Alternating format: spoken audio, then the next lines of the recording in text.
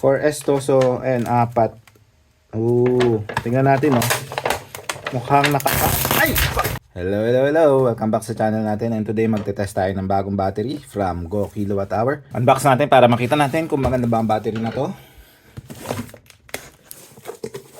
Ayan, meron tayong user manual. Pwede siyang i-parallel, pwede ring i-series. Maximum daw 4 na parallel 4 series. Recommended na charge current niya 50 amps. At recommended na discharge 100 amps. So yun, okay to. Yung maganda yung pagkakapack niya. May foam talaga. Kahit ibagsak na ang magdi-deliver, hindi to basta-basta masisira. Ito na yung ating battery. So, Life PO4 na battery siya. Smart battery, ayos, maganda yung may display pa talaga.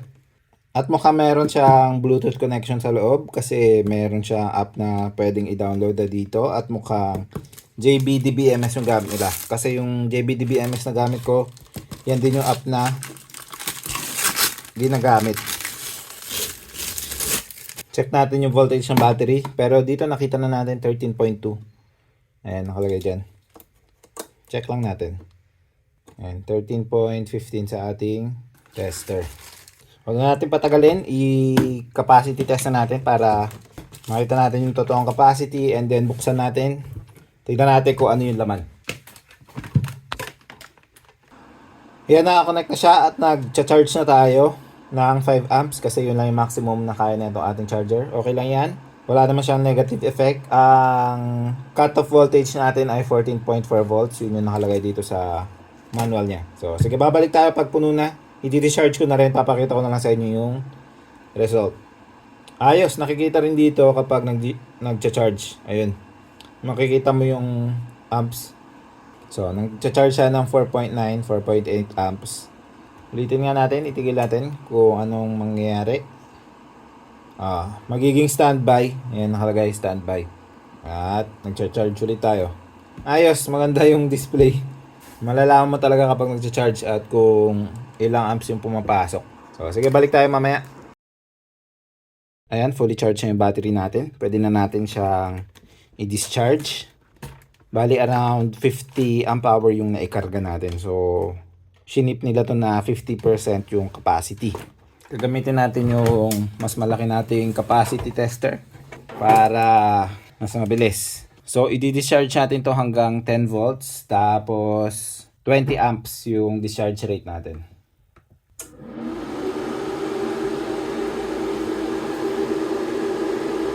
So, ayan, nag-start na mag-discharge. Nakalagay dito, discharge nga. At limited pala sa 180 watts tong tester natin. So, yung current natin 12.9 lang, hindi 20 amps. Okay na rin yan, at least mas mataas kaysa dun sa mas maliit natin na pang capacity test. So, sige, papakita ko na lang yung results pag katapos nito. Ayan, at na-discharge na natin. Na-charge ko na rin. So, ito yung ang power na nakuha natin sa discharge, 103. Yung charge natin, 103 din yung naikarga natin. So, okay na okay. So, ito yung graph ng discharge natin. Cut-off volts natin, 10 volts nga. At yung capacity, 103. Yung total watt hours ay 1,314. So, sobra lang ng 3 amp hour. At ganun din nung charge natin, 103 din yung naikarga natin. Sunod, try muna natin yung app niya. So, first, scan natin. Ayan. So, papunta siya sa JBD website.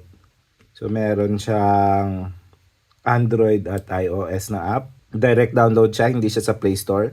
Ayan. So, kapag hindi sa Play Store di-download, kailangan yung i-enable to. Yung ganyan. At kailangan pa mag-sign up. Hindi naman ako nag-sign up. Binak ko lang. Nag-open naman yung app. Tingnan nga natin, ulitin natin. Ayan. Ayan. So, hindi naman pala requirement na mag-sign up.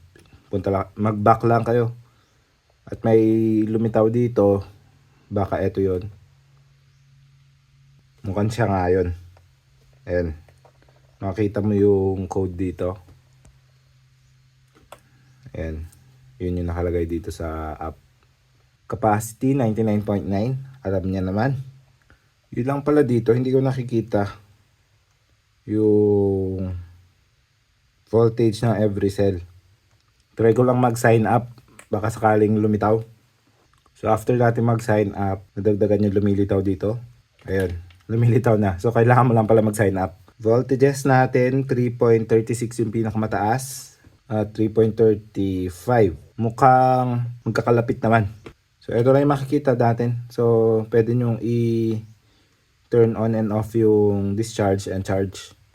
Tapos yung voltages na cells, average voltage, yung highest, tsaka lowest voltage. Yun na, tsaka yung capacity. Try natin sa isang app. Same siya ng name, same din ng icon. Mas lumang version lang ata to. Yun, same lang din yung nakikita. Ang okay sa kanya ay kung nasiset yung parameters. So, ayan. Masiset nga dito. Try natin. So, over voltage natin, 3.75. Lagay natin sa 3.65. Ayan, tapos ito. So, ayun. Ulitin natin para makita natin kung na-apply ba. Ayun, 3.65. So, yung official app na nandito ay hindi ko nakita kung pwedeng palitan. Pero yung etong app na ginagamit ko, ayan. Pwede mo iset yung parameters, yung over voltage, yung cut-off voltage mo. Masiset mo dito yung lahat ng parameters na kailangan mo.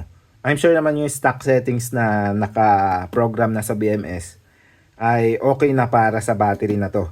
Kung gusto mo lang naman maging conservative sa settings mo, yun, pwede mong palitan gamit yung app na to. Ilalagay ko sa description below or sa pinned comment below yung link kung saan nada-download to. So next, buksan na natin para makita natin yung cells na ginamit nila sa loob.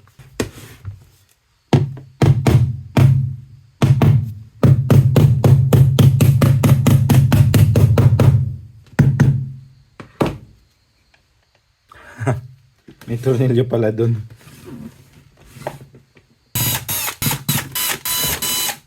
Yun. Dali lang pala dapat buksan. Ang liit lang oh.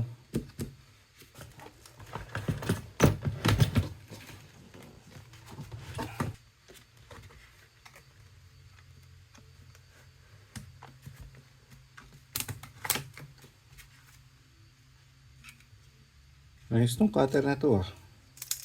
Binili ko sa Lazada. May mga free siyang blade sa loob. Tanggal lang siya.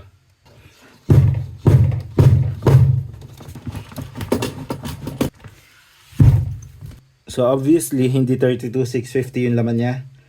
Titingnan natin niya mamaya. Ayan, JBD yung ating BMS. Connected yung etong display niya sa mismong BMS. So alam niya talaga yung state ng battery. Hindi katulad ng iba na hiwalay. Chine-check niya lang yung voltage ng battery. Ito ay alam niya talaga yung state ng mga cells natin. So nandito rin siguro yung Bluetooth niya. Makapal din naman yung mga wires. Ayan, 8 gauge. Dalawa pa. Sa positive ay mas makapal pa. Ayan, 6 gauge na wire. Silipin natin yung cells.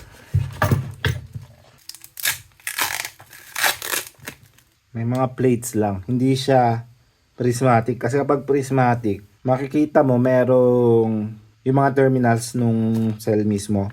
At nakatornilyo lang. Ito parang naka spot weld. Baka mga pouch na cells. Parang mga LiPo. Ayan. So mga naka-pouch na cells yung laman niya. So usually kasi yung mga lithium cells, ang sikat ay yung cylindrical. Yun yung mga 32650, S168. Cylindrical kasi nakalagay yung mismong cells sa cylinder.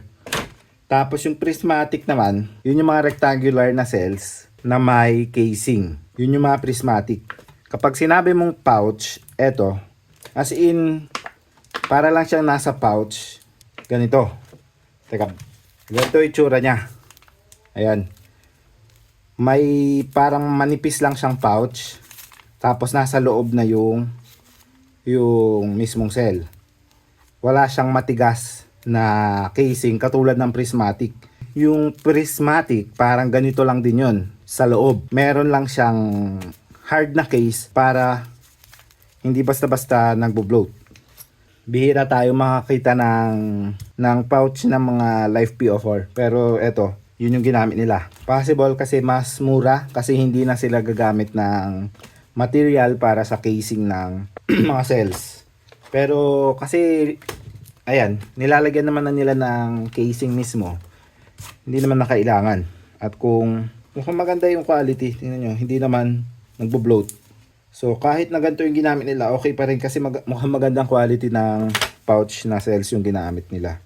For S to, so ayan, 4. Tingnan natin, no.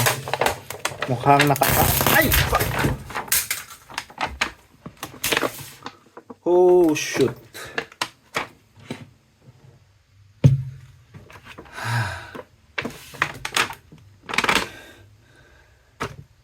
Dumikit yung positive sa negative.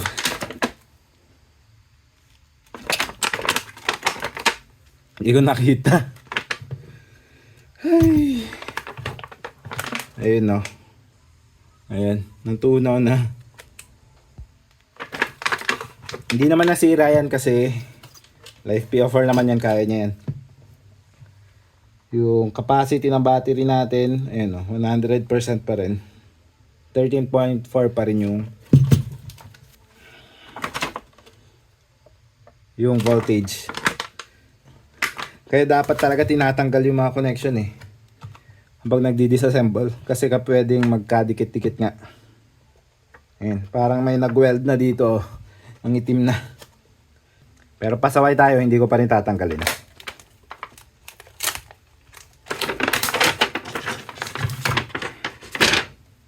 Kapag ganito, kailangan mo mag-ingat talaga kasi manipis lang yung casing talaga nung cells kapag pouch. Pwede mong matusok yan. Ayan. So mukhang may nakaparallel. So ayan, etong dalawa nakaparallel pala. Nakaparallel din to. 50 amp hour ang isang cell. So bali 2, 4, 6, 8 na pouch yung nasa loob nito. Ibalik na natin bago pa natin masira. Check lang natin kung wala, hindi naman nasira. Ayan, no. At ayan, bantay pa rin yung voltage ng cells natin, 3.36. Hindi man lang nabawasan. Maganda rin yung casing niya kasi sealed talaga. Ayan, meron siyang gasket dito, rubber gasket sa palibot. So magandang gamitin siya pang marine application kasi sealed nga siya. So yung mga pang bangka, pag sa tabing dagat ka, ayun, mas okay to. So ayan po, ito yung ating Go kilowatt hour na battery. 100 amp hour siya, Life PO4. I'm sure walang nagbebenta nito dito locally sa atin. Wala pa akong nakita. So sa website lang nila kayo pwedeng bumili. Sa gokwh.com. So yun ang puntahan nyo. Pwede kayong bumili doon. Pwede mabayad through PayPal. Mga around 18, 19,000 yung ganito. Muntikan pa nating ma-short circuit talaga.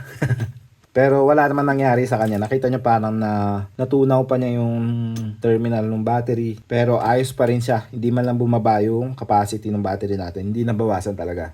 Isa to sa pwede nang ilaban sa mga 12 volt battery na binibili natin dito. Like sa LV Topsan. So sana mayroong magbenta ng ganito dito locally para meron tayong ibang option na magandang battery. At yes, pwede po siyang i-parallel, pwede siyang i-series. 4 parallel, 4 series. I'm sure naman yung parallel, hindi lang talaga 4. Sinasabi lang talaga nila na 4 pero pwede kayo mag-parallel na mas marami kaysa 4. So meron pala tong passive na balancer.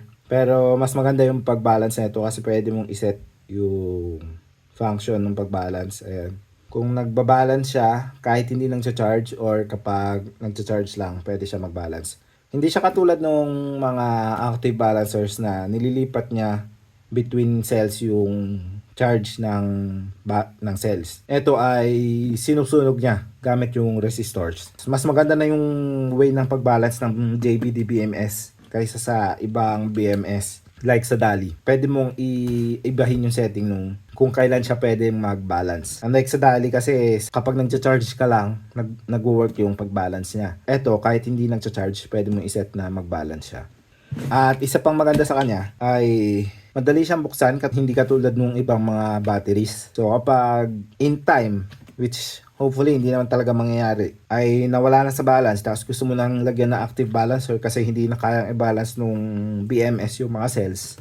Ayun, madali siyang buksan, hindi mo masisira yung case. Medyo tricky lang tanggalin itong mga to pero kapag natanggal mo naman na, hindi mo naman kailangan ibalik pa. Kasi sealed naman na kahit hindi mo ibalik tong mga to. So, mas madaling i-service yung battery. Siguro sa susunod, i-compare natin siya sa LV Topsan na battery natin. Tatry natin siya doon sa ating 12 volts na aircon. Papakita ko sa inyo yon. At kung meron pa po kayong katanungan or test na gustong gawin sa battery na to, leave lang po kayo ng comment below. Don't forget to like and subscribe. And I will see you again next time. Bye!